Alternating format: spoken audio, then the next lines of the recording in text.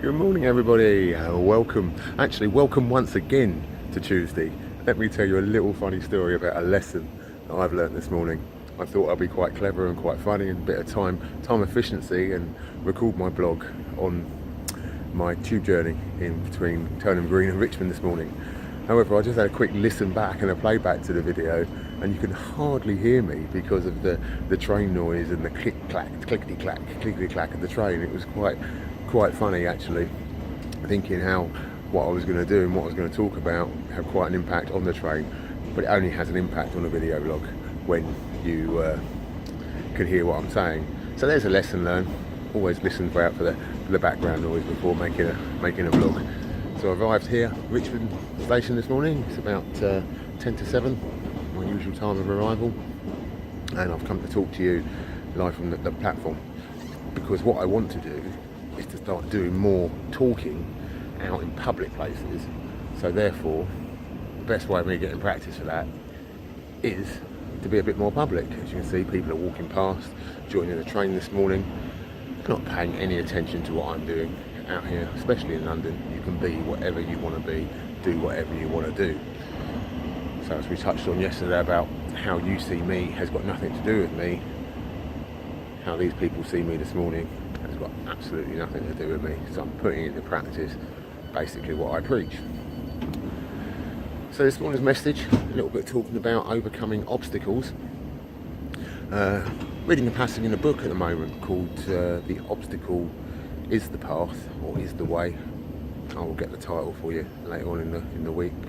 I can't remember it at the moment entirely, and I always like to let you know where to go to find these great reads and inspiring writers.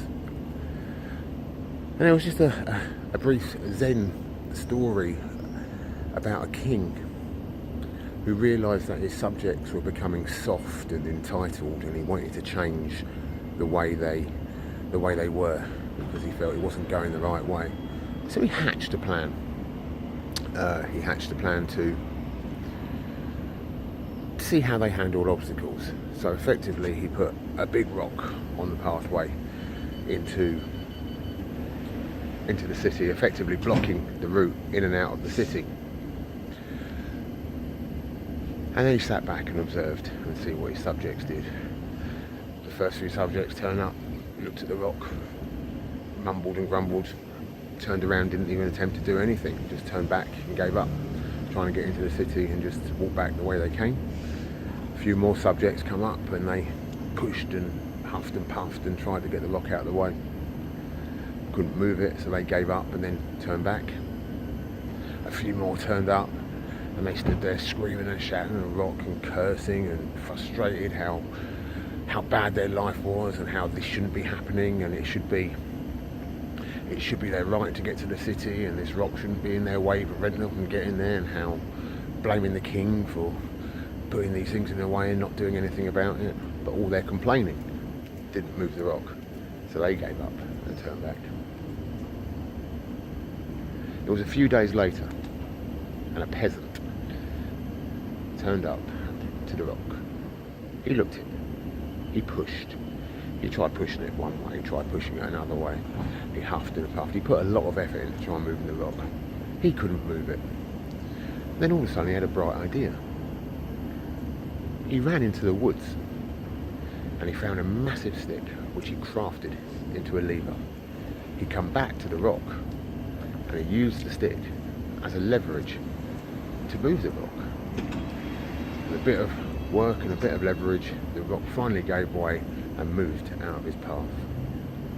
And underneath the rock, he found a purse of gold coins and a message from the king, simply saying, "Let the obstacle be the path."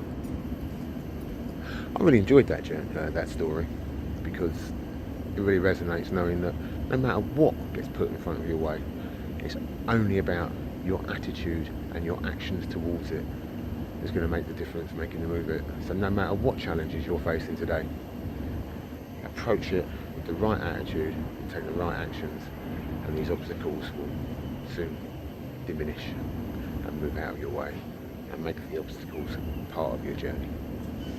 Well, that's it for me today. Now time for a nice little walk along the Thames. So you're not joining me down there this morning. And have a great Tuesday. hope everything goes your way.